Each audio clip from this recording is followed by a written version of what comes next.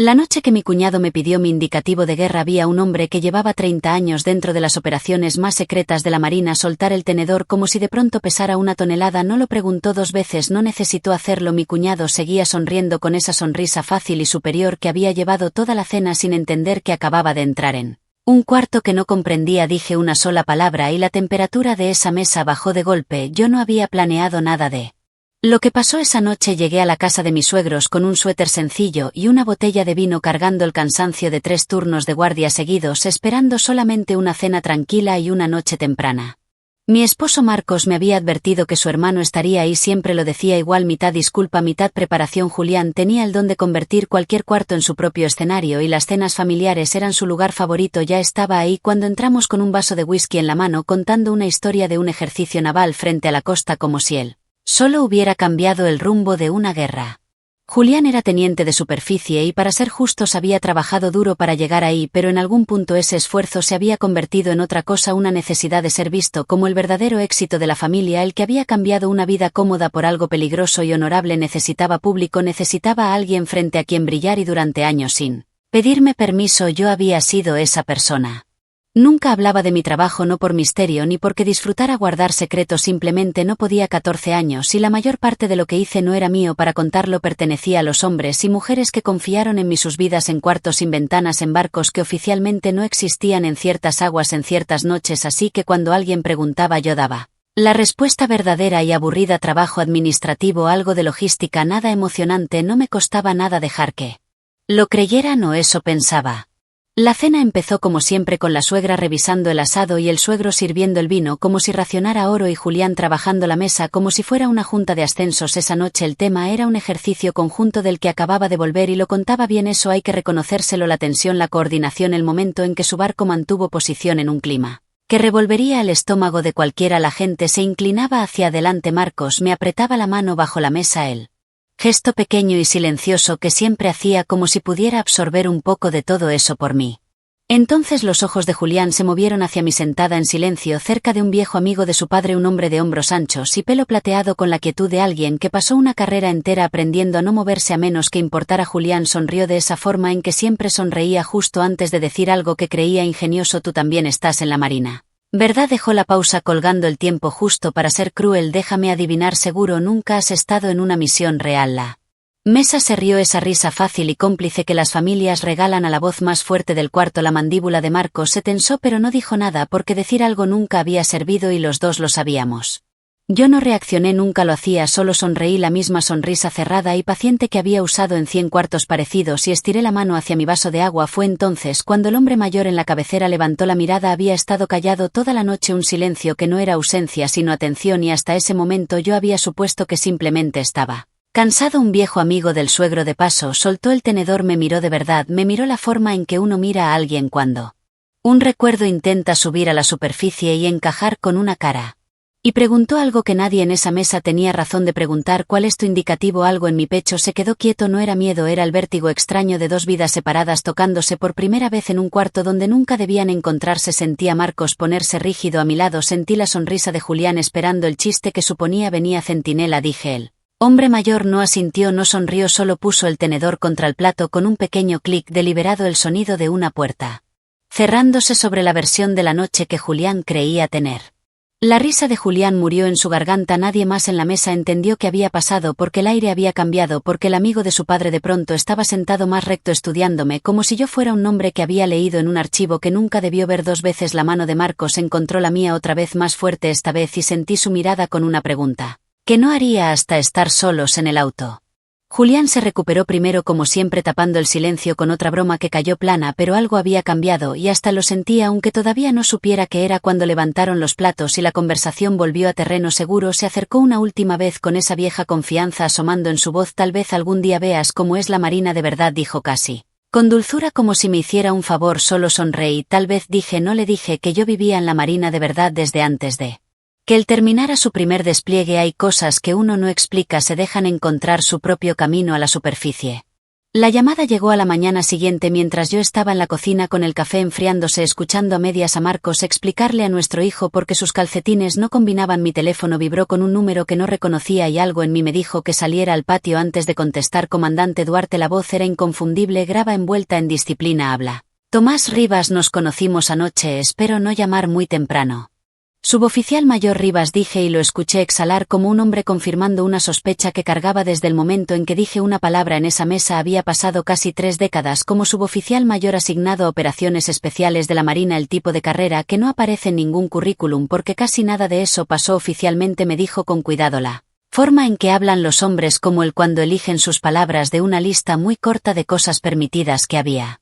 Reconocido algo en mi voz apenas contesté, no el indicativo en sí, sino la forma en que lo dije, plana, entrenada, la reticencia particular de alguien entrenado a soltar información solo cuando sirve un propósito. ¿Estabas con el grupo de tarea 7? Dijo. No era realmente una pregunta. Me quedé ahí parada viendo un pájaro trabajar la cerca, sintiendo esa tirantez conocida que aparecía cada vez que el muro entre mis dos vidas se adelgazaba un poco. No puedo confirmar asignaciones, suboficial mayor, usted lo sabe mejor que nadie, lo se dijo, y había algo casi cálido en eso, un respeto que no necesitaba que yo dijera nada más, solo quería que supieras que sabía exactamente con quién estaba sentado anoche y entiendo por qué nadie más en esa mesa lo sabía. Hablamos un poco más con cuidado, la forma en que hablan dos personas que comparten un idioma que casi nadie a su alrededor aprendió. Preguntó por mi puesto actual en los términos más vagos posibles y le di respuestas igual de vagas, y en medio de ese baile cuidadoso sentí algo que no esperaba, alivio. Durante años había cargado la soledad particular de ser plenamente conocida por casi nadie, de caminar por las fiestas de mi propia familia como una especie de media persona presente pero invisible. Centinela, dijo otra vez casi para sí mismo antes de colgar, y pude escucharlo negar con la cabeza levemente, la forma en que uno hace cuando un rumor resulta ser cierto. Escuché historias sobre Centinela, no esperaba pasarle el puré de papas. Después de colgar me quedé un buen rato en el patio dándole vueltas a la conversación. Debía sentirse como nada un viejo marino reconociendo un viejo indicativo, una coincidencia de mundo pequeño que pasa todo el tiempo en un servicio tan unido, pero no se sentía como nada, se sentía como un hilo que alguien había jalado por suave que fuera, y yo había aprendido lo suficiente sobre los hilos para saber que rara vez se detienen en un solo tirón. Adentro Marcos me observaba por la ventana de la cocina con esa expresión ilegible que ponía cuando mi otra vida rozaba nuestra vida ordinaria. No preguntó quién había llamado. Había aprendido en 11 años de matrimonio exactamente qué preguntas podía hacer y cuáles no, y había hecho las paces con ese límite mucho antes de que yo tuviera que trazarlo. Era una de las razones silenciosas por las que lo amaba. Nunca me hizo elegir entre honestidad y honor, solo esperaba del otro lado de la línea que yo no podía cruzar, paciente, presente mío. Julián, por supuesto, no fue tan contenido. Me enteré por Marcos 2 días después, contado con esa media sonrisa cansada que ponía cuando relataba la última actuación de su hermano. Julián había estado contando la historia de la cena por todo el pueblo, a sus amigos en la base, a los padres de su novia, incluso a un desconocido en el gimnasio, recortando el momento con Rivas como una curiosidad menor en vez del pequeño terremoto que en verdad había sido algún viejo. Se confundió, decía riéndose, aunque Marcos sospechaba que su hermano había pasado más de 1 hora dándole vueltas al asunto en privado sin poder sacudírselo del todo. Fue Marcos quien me contó casi con disculpa que Julián había decidido invitarnos a la gala del patrimonio naval el mes siguiente, un evento formal, uniformes de gala, almirantes y sus esposas, el tipo de fiesta donde las carreras se medían en silencio sobre copas de champán. Julián nunca me había invitado a nada así antes, entendí de inmediato por qué lo hacía. Ahora quiere que la gente vea la diferencia, dijo Marcos con cuidado, observando mi cara buscando una reacción que no le di entre su vida y la tuya. Quiere probar algo, solo asentí sintiendo esa misma quietud paciente que había aprendido hace mucho en cuartos bastante menos cómodos que el comedor de sus padres. Julián quería público para el momento en que por fin me pusiera en mi lugar. No tenía ninguna objeción en dárselo. Dile que ahí estaremos, dije. Marcos me estudió un largo momento, la forma en que siempre lo hacía cuando sentía la marea moverse bajo aguas. Tranquila, segura. Tomé mi café ya frío y no me importó. Nunca me he perdido una gala en la vida, no voy a empezar con esta. El salón de la gala olía a bronce pulido y orquídeas, el perfume particular de una noche construida para impresionar. Candelabros lanzaban luz dorada sobre un mar de uniformes blancos y vestidos, y en algún lugar un cuarteto de cuerdas tocaba algo clásico y olvidable, la música pensada para llenar el silencio sin exigir atención. Yo estaba cerca de la barra con mi propio uniforme de gala, las cintas en sus filas correctas, sintiendo el peso familiar de una noche que había vivido 100 veces en 100 ciudades distintas, aunque nunca así. Julián nos encontró apenas llegamos resplandeciente en su propio uniforme trabajando el salón como alguien que hace una entrevista de trabajo que nunca termina. Tenía un don para eso, el apretón de manos fácil, la risa practicada, la forma de acomodar los hombros para que la gente correcta lo viera hablando con la otra gente correcta. Marcos se quedó atrás a mi lado callado de esa forma particular que tenía en estos eventos, viendo a su hermano orbitar el salón como un hombre decidido a gastar cada gota de buena voluntad antes de que terminara la noche. No tardó en encontrar su oportunidad, llevó a un grupo de oficiales jóvenes hacia nosotros con la facilidad practicada de un hombre presentando un chiste. Ella es mi cuñada, dijo poniendo una mano en mi hombro como si fuera una pieza de exhibición. También es de la Marina, más que nada trabajo de oficina, papeleo, horarios, ese tipo de cosa. Lo dijo con ligereza, casi con cariño, la forma en que uno describe un pasatiempo y no una carrera. El grupo asintió con cortesía, la forma en que la gente asiente cuando no tiene razones para dudar y ningún interés particular en preguntar más.